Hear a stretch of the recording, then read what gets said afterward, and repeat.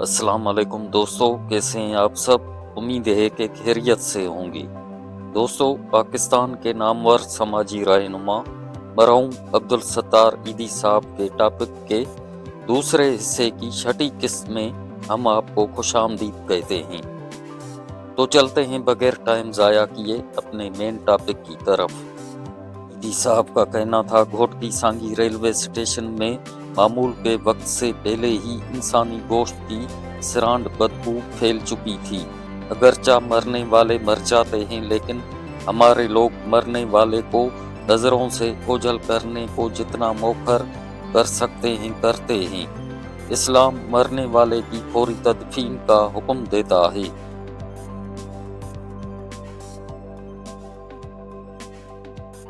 ایدھی صاحب کا کہنا تھا، لوگوں کو یہ سمجھانا ایک بڑا مشکل کام تھا جس سے میں نے کبھی جان چھڑانے کی کوشش نہیں کی تھی، لیکن میں کبھی کسی کو قائل کرنے میں بھی کامیاب نہیں ہوا تھا۔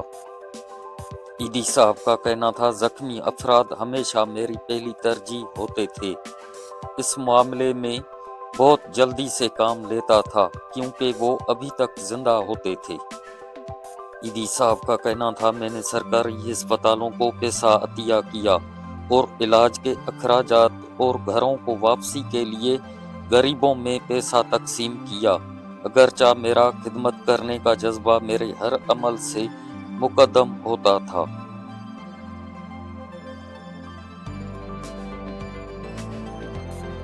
ایدھی صاحب کا کہنا تھا، لیکن اس وقت میرا دل میرے ذاتی غم سے بوجھل تھا اور بلال کے ساتھ تھا۔ وہ وہاں تھا اور مجھے ہر طرف دکھائی دیتا تھا۔ جب میں نے سوچا، او خدایا، میرا بلال سے پیار کہیں اس پیار سے نہ بڑھ جائے جو اے اللہ میں تجھ سے کرتا ہوں۔ میری آنکھیں آنسوؤں سے بھر گئیں اور میرے کارکن حیران ہوئے۔ کسی کو بلال کی موت کے بارے میں نہیں پتا تھا اور نہ ہی کوئی اس نتیجے پر پہنچ سکتا تھا کہ میں اپنے ارد گرد ہلاک اور زخمی لوگوں کی وجہ سے رو رہا ہوں، کیونکہ میری تمام تر توجہ ہمیشہ عملی کام پر ہوتی تھی اور میں اپنے جذبات ظاہر نہیں ہونے دیتا تھا۔ میں ان کی نظروں سے تھوڑا دور ہٹ گیا۔ ایدھی صاحب کا کہنا تھا، میں اپنے ذاتی غم کو چھپاتے ہوئے اجتماعی دکھ کو کم کر رہا تھا۔ پھر مجھے ایک بوڑھے آدمی کے چلانے کی آواز سنائی دی، جس نے مجھے آ کے کہا، ایدھی صاحب، میں نے اپنا اکلوتا بیٹا کھو دیا، میں ٹوٹ کر رہ گیا ہوں، کوئی میری مدد نہیں کر سکتا، میرا اور کوئی نہیں ہے، میں اکیلا ہوں۔ وہ اس طرح ٹانگوں میں سر دیے بیٹھا تھا جیسے ماں کے پیٹ میں بچہ ہوتا ہے، اور اس کا جسم بے تحاشا چیخوں کے باعث کانپ اور لرز رہا تھا۔ اسے نہیں معلوم تھا کہ میں اس کا شریک غم ہوں۔ میں نے اسے سہارا دیا اور اوپر اٹھایا اور کہا، بابا، میں تمہارے دکھ کو جانتا ہوں، سب لوگ تمہارے دکھ کو جانتے ہیں۔ ایدھی صاحب کا کہنا تھا، قیامت خیز سانے سے بے نیاز آگ برساتا سورج دن بھر ہمارے سروں پر رہا، حتیٰ کہ جب غروب کا وقت تھا اس وقت بھی گرمی کی شدت سے گھوٹکی سانگی ریلوے اسٹیشن کی فضا سلگ رہی تھی اور زمین تپ رہی تھی۔ ایدھی صاحب کا کہنا تھا، وقت گزر چکا تھا اور تاریخ کا حصہ بن گیا تھا، اب یہ ایک اور وقت بن چکا تھا۔ میں نے اس بوجھل خاموشی کو سنا جو پیچھے رہ گئی تھی۔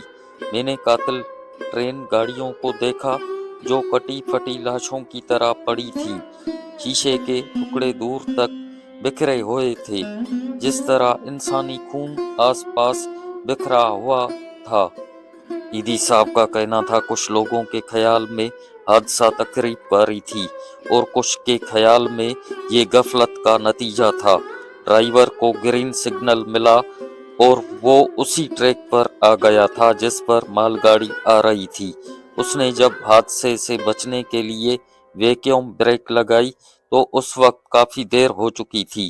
پھر ایک دھماکہ ہوا اور سارا علاقہ لرز اٹھا۔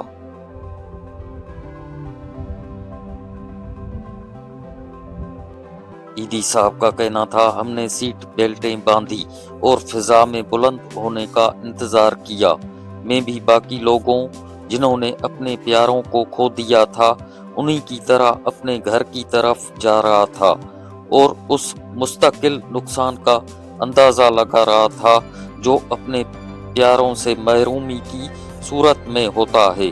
طویل پرواز اور خاموشی میں میرے ذہن میں میری ماں کی موت کی یادیں ابھرنے لگی، جو ایک ایسا نقصان تھا جس کو میں آج تک نہ تو سمجھ پایا تھا اور نہ ہی اس کے ساتھ سمجھوتا کر سکا تھا۔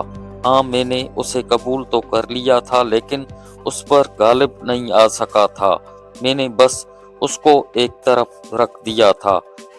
ایدی صاحب کا کہنا تھا، میں نے اپنی ماں کی موت کے افریتوں سے بے رحمی کے ساتھ گریز کیا تھا اور اب مجھے ایک بار پھر بلال کی موت کی صورت میں ان افریتوں کا سامنا تھا اور اگرچہ آنسو نہیں نکلتے تھے لیکن میں ان کو اپنے اندر ابھرتے اور گرتے ہوئے محسوس کر سکتا تھا۔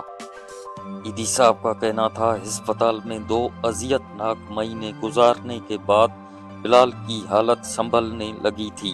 اس کے سینے اور ٹانگوں کی جلد دوبارہ لوٹ آئی تھی، تاہم جانگ اور رانیں تاحال کچی تھیں۔ وہ ہر ایک کے وقت کو اپنے قابو میں رکھتا تھا۔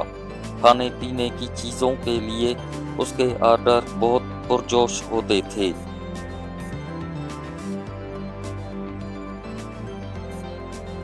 اور اس میں بھوک کی کمی کا کوئی شبہ نہیں ہوتا تھا، لیکن کھانے کی چیزیں پڑی رہتی تھیں اور اس نے کبھی ان کو نہیں کھایا۔ وہ میرے بارے میں باتیں کرتا تھا لیکن اس نے کبھی میری طویل غیر حاضری کی شکایت نہیں کی۔ میرے نظام الوقات کا حساب رکھتے ہوئے وہ تصور میں دیکھتا تھا کہ اب نانا لوگوں کی دیکھ بھال کر رہے ہوں گے، اب وہ سڑکوں پر بھیک مانگ رہے ہوں گے۔ وہ میرے کام سے بہت محبت کرتا تھا۔ جب اسے کوئی پیسہ دیتا تو وہ بڑے جوش کے ساتھ اسے گنتا۔ تو دوستو پھر ملیں گے اگلی قسط میں، تب تک کے لیے دیجیے گا اجازت۔ اسٹوری اگر اچھی لگے تو میرے YouTube channel for you knowledge کو سبسکرائب کریں اور کمنٹ میں اپنی رائے کا اظہار ضرور کریں۔ شکریہ۔